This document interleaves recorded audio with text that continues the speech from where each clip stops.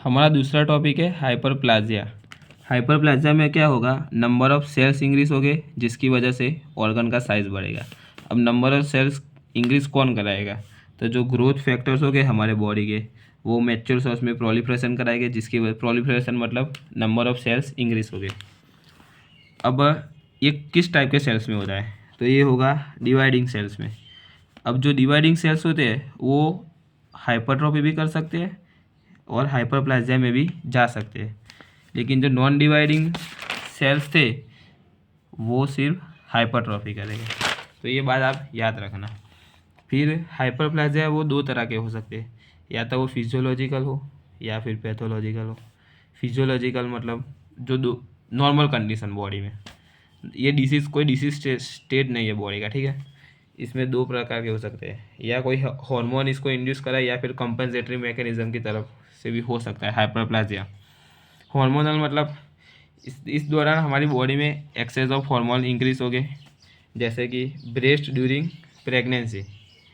अब breast during pregnancy के दौरान ब्रेस्ट के साइज सेल्स जो हो गए उसका नंबर इंक्रीज होगा, जिसको हम क्या बोलेंगे, हाइपरप्लाजिया।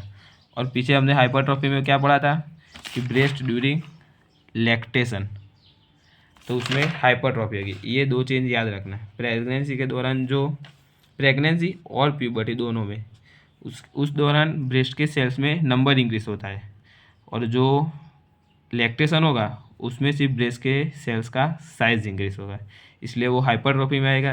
बल्कि जबकि प्रेगनेंसी और प्यूबर्टी में ब्रेस्ट के सेल्स के नंबर भी इंक्रीज होते हैं। फिर आता है कंपनसेटरी मैकेनिज्म। कंपनसेटरी मैकेनिज्म कब देखने को मिलेगा, वो देखने को मिलेगा लीवर आफ्टर पार्शियल हिपेक्टोमी। मतलब हम आधा या कोई भी पार्ट ऑफ लीवर रिमूव कर देते हैं, ठीक है। तो जो पार्ट हमने रिमूव किया वो जो फंक्शन कर रहा था उसको कंपनसेट करने के लिए हम जो लीवर का बाकी का भाग है उसमें हाइपरप्लाजिया कराएंगे। उसको क्या बोलते हैं, मतलब नंबर ऑफ सेल्स इंक्रीज कराएगी, ठीक है। इसलिए भी हम इसको हाइपरप्लाजिया बोलते हैं।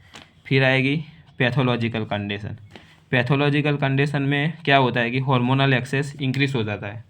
हमारा बॉडी का हार्मोनल एक्सेस कंट्रोल में नहीं रहता, वो ज़्यादा इंक्रीज सिक्रेशन होगा, जिसकी वजह से हाइपरप्लाजिया होगा।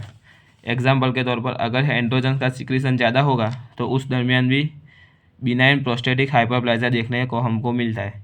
फिर दूसरा एग्जाम्पल है ईस्ट्रोजन का लेवल इंक्रीज होने की वजह से एंडोमेट्रियल हाइपरप्लाजिया हो सकता है, ठीक है। अब ये हाइपरप्लाजिया ऐसी कंडीशन है जहाँ से हम वो कैंसर भी डेवलप कर सकता है। हाइपरप्लाजिया में से कैंसर भी डेवलप हो सकता है, जैसे कि endometrial hyperplasia leads to endometrial cancer. यहाँ पर हमने देखा कि एस्ट्रोजन था वो एंडोमेट्रियल हाइपरप्लाजिया करा सकता है, अब भी आगे एंडोमेट्रियल कैंसर में भी कन्वर्ट हो सकता है।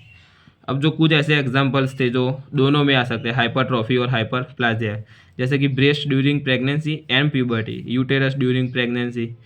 Breast during pregnancy and puberty मतलब इस दरमियान ब्रेस्ट के सेल्स का साइज भी इंक्रीज होगा और उसके नंबर भी इंक्रीज होगा, ठीक है। लेकिन लैक्टेशन के दौरान सिर्फ ब्रेस्ट के सेल का साइज इंक्रीज होगा, जो हाइपरट्रॉफी है।